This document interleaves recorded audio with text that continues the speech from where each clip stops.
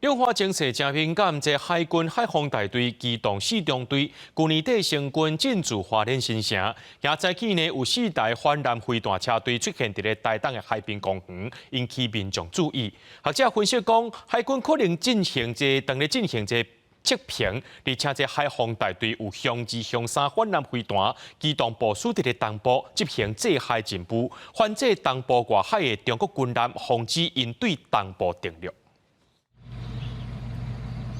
台东的海滨公园2、8早起，有人看到反舰飞弹车队入来，4台拢已经甲发射架设好。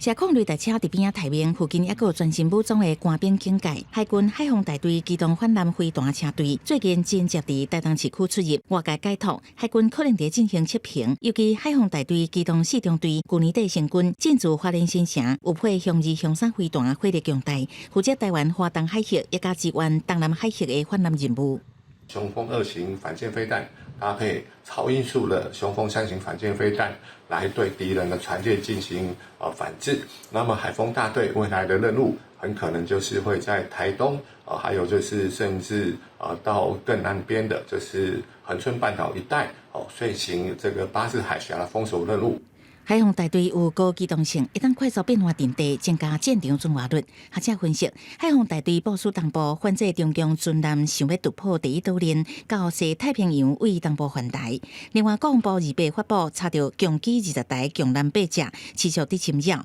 其中有4台超过海峡中线，进入咱西北空域。上近离家人59海里，北部空域另外有2台虎舰机，西南空域有9台共机，离五人偏80海里。另外1台虎舰机伫东部海峡活动，共机绕台已经形成围台队形，引起关心。我个人并不认为它是一个包围的态势，那是因为如果你注意到时间，首先第一点，它是在不同的时间点在这些地区活动，所以它并不是一个同时包围的效果。那再者就是说，它的时间维度，如果你去注意每一个机型的活动的话，它时间维度也拉得很长。所以换句话说，你可以把它视为是一个不同的零星的活动，在不同的地区去出现。学者认为，中共国现军机绕台时间无同，演练封岛围台可能性较低。不过1台虎舰机飞往东部外海，拄到海防大队测评，不排除目的是要侦查相关的情报资料。记者综合报道。